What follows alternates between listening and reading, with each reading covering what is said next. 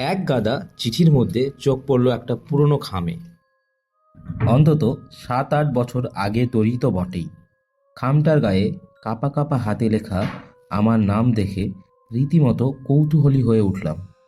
তাড়াতাড়ি খামটা খুলে চিঠি পড়তে শুরু করলাম। কাগজটাও ময়লা, নিচে নাম লেখা সমিত চন্দ্র। খুব পরিচিত মনে হলো নামটা, কিন্তু কিছুতেই মনে করতে পারলাম না সমিত চন্দ্রের সঙ্গে আমার কবে কোথায় পরিচয় হয়েছিল। ভাবলুম চিঠিটা পড়ি, যদি বোঝা যায়।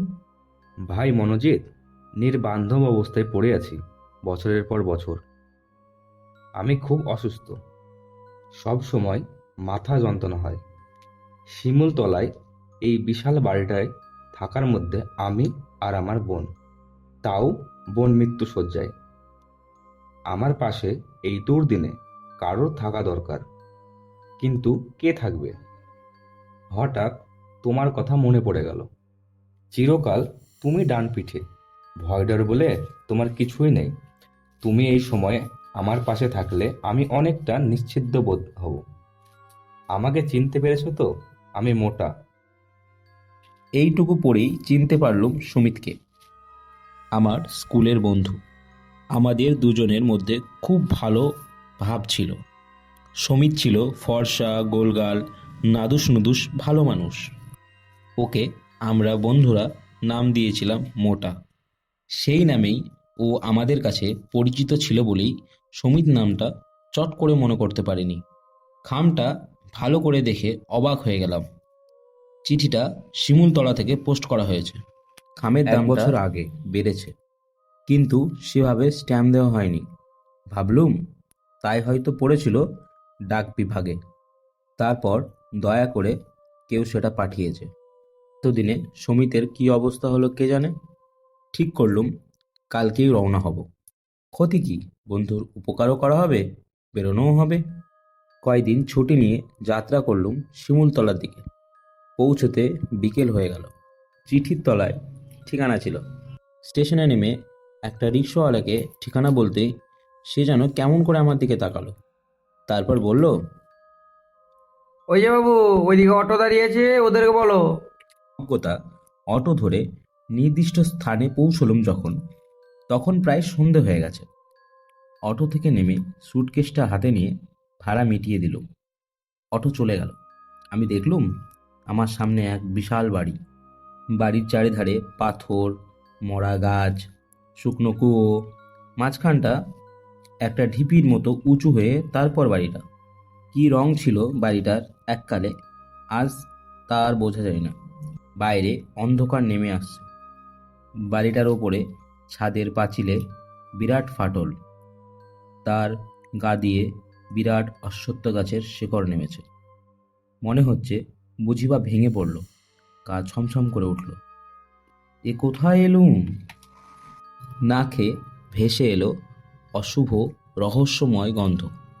একবার মনে করলাম ফিরে যাই, কিন্তু ছোটবেলা থেকে সাহসী বলে আমার একটা সুনাম ছিল। সেই কথা মনে পড়তেই দৃঢ় পদক্ষেপে এগিয়ে গেলাম বাড়িটির দিকে। সদর দরজা ভেজানো ছিল। হাত দিয়ে খুলতে যাব, নিচ থেকেই খুলে গেল। সামনে একটা লোক দাঁড়িয়ে, বোধহয় কাজের লোক। বললাম, সমিত আছে? আমি ওর বন্ধু। লোকটা স্ত্রীর দৃষ্টিতে কিছুক্ষণ আমার দিকে তাকিয়ে রইল। আমার সুটকেসটা তুলে নিয়ে এগিয়ে চলল। ওর পিছু নিলাম। মনে হলো লোকটা বোবা। দালানের পর দালান, ঘর ফেলে এগিয়ে চলছি তো চলছি। শেষে প্রায় একটা অন্ধকার ঘরে ঢুকে পড়ল লোকটা। আমিও ঢুকলুম। ইলেকট্রিক আলো নেই, মোমবাতিও জ্বলছে না। দেখলুম একটি ইজি চেয়ারের উপরে একটি মানুষের দেহ। এতক্ষণে চোখটা অন্ধকারে শুয়ে গেছে। দেখলুম চেয়ারের গায়ে হেলান দিয়ে শুয়ে আছে একটি কঙ্কালসার দেহ। এই কি সমিত? সেই কঙ্কালসার দেহের ঠোঁটটা নড়ে উঠল। বলল, মনোজিৎ, এসেছো?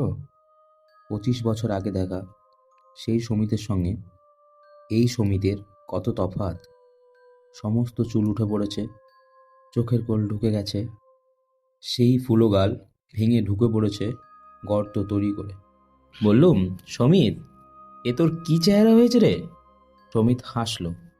দেখলুম সে হাসিতে দাঁতহীন সমিত আরো বিভৎস হয়ে উঠেছে। বলল, আরে আজ 10 বছর ধরেই ভুগছি, মাথা যন্ত্রণায় পাগল হয়েছি। আমি বললুম, চিকিৎসা করাসনি? করিয়েছি, কোনো কাজ হয়নি। কলকাতায় আমার কাছে চলে গেলি না কেন? পারেনি রে, বোনের জন্য।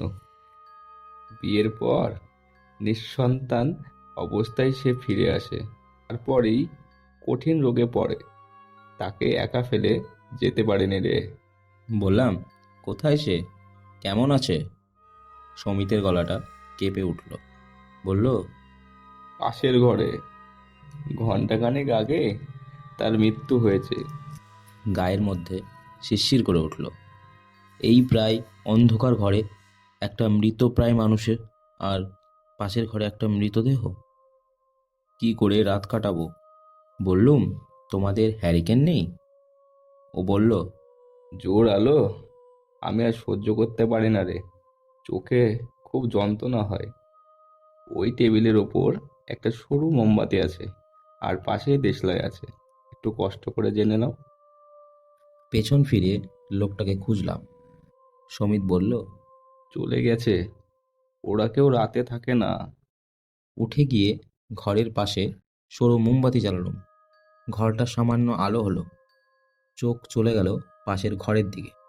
ক্ষীণ আলোতে পরিষ্কার দেখা গেল পাশের ঘরে খাটের উপরে সাদা চাদর ঢাকা একটা দেহ। বললাম, সৎকার করতে হবে তো? সমিত বলল, কাল সকালের আগে হবে না, এত রাতে লোকজন পাবো কোথায়? তুমি যাও, হাত মুখ ধুয়ে কাপড় জামা ছেড়ে ওই টেবিলের খাবার ঢাকা আছে, খেয়ে নাও। তুই খাবি না? আমার হজম হয় না বলে ডাক্তার বিকেলের আগে খেয়ে নিতে বলে। আমার খাওয়া হয়ে গেছে, তুমি খেয়ে নাও। সব কাজ সেরে খাটে এসে বসলাম। সমিতও এসে বসেছে খাটে, কিন্তু ওর সঙ্গে কথা বলবো কি? সমস্তক্ষণ চোখটা ওই পাশের ঘরে চলে যাচ্ছে। আমার সামনেই মধ্যেখানে দরজা, তাই সোজাসুজি ওই দিকেই চোখটা আটকে যাচ্ছে। প্রচণ্ড অস্বস্তি হতে লাগলো। বুঝতে পারছি না কি করব। এমন সময় সমিত বলল, দেখো, আমরা এই ঘরে কথা বলছি, ওই ঘরে সুনীতির বোধহয় শান্তিভঙ্গ হচ্ছে। একটা কাজ করি, দরজাটা একটা তালা দিয়ে দিই। অবাক হয়ে বললাম, তালা কেন? ওটা ভালোভাবে বন্ধ হয় না, বহুত দিনের দরজা তো, ফাঁক হয়ে থাকে, একটা তালা মেরে দিলে খুলে যাবে না। সত্যি বলতে কি, খুব খুশি হলাম। মনে মনে সুমিতকে ধন্যবাদ দিলাম। সমিত উঠল, একটা বিরাট তালা দিল দরজা বন্ধ করে। চাবিটা এনে রাখলো বালিশের তলায়। কিন্তু দরজাটা বেশ ফাঁক হয়ে রইল। কি করা যাবে, পুরনো দরজা? মনটাকে অন্যমনস্ক করার চেষ্টা করলাম। এমন সময় খসখস শব্দ। কান খাড়া করে শুনলাম, সমিত, কে যেন আসছে মনে হলো। সমিত তড়িৎ বেগে উঠে দাঁড়ালো খাট থেকে নেমে। পাশের ঘরেই দৃষ্টি পড়তে আমার হৃৎপিণ্ড বন্ধ হয়ে যাওয়ার উপক্রম ঘটল। পরিষ্কার দেখলুম সাদা চাদরে ঢাকা সুনীতির মৃতদেহ খুব ধীরে ধীরে এগিয়ে আসছে বন্ধ দরজার দিকে। সমিত চিৎকার করে বলে উঠল, এ তো সুনীতির পায়ের শব্দ, শব্দ আমি চিনি, সে আসছে, আমি জানতুম সে আসবে, তাই দরজাটা বন্ধ করে রেখেছি। আমার মুখ দিয়ে কথা বেরোচ্ছে না। আমি পরিষ্কার দেখতে পাচ্ছি অন্ধকারের মধ্যে সাদা চাদরে ঢাকা দেহটা দরজা ধাক্কা দিচ্ছে। সমিত পাগলের মতো ছুটে বেড়াচ্ছে ঘরের মধ্যে। বলছে, সুনীতি, কালই তোমার সৎকার করব বোন, তুমি একটু শান্ত হও। আমি খাটের পেছনে নেমে দাঁড়িয়েছি। পালাতে চাইছি, পাগুলো আটকে গেছে ভারী হয়ে, নাড়াতে পারছি না। সুনীতি ক্রমাগত দরজা নাড়াচ্ছে। পরিষ্কার দেখলুম দরজার তালাটি ভেঙে পড়ল। হট করে দরজা খুলে গেল। দমকা বাতাসে নিভন্ত মোমবাতি দপ করে নিভে গেল। আর ঠিক সেই মুহূর্তে সুনীতির চাদরে ঢাকা সবটা ঝাঁপিয়ে পড়ল সুমিতের উপরে। একটা চিৎকার, তারপর সব শেষ। ততক্ষণে ঘরের দরজা খুলে আমি ছুটতে আরম্ভ করেছি।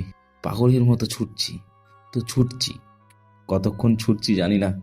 দিনের আলো চোখে পড়তে জ্ঞান এলো। দেখলুম একটা বড় মাঠের মধ্যে আমি একা শুয়ে আছি। বুঝতে পারলুম কালকে অটোটা আমাকে এখানেই নামিয়ে দিয়েছে। পাশে সুটকেসটাও পড়ে আছে।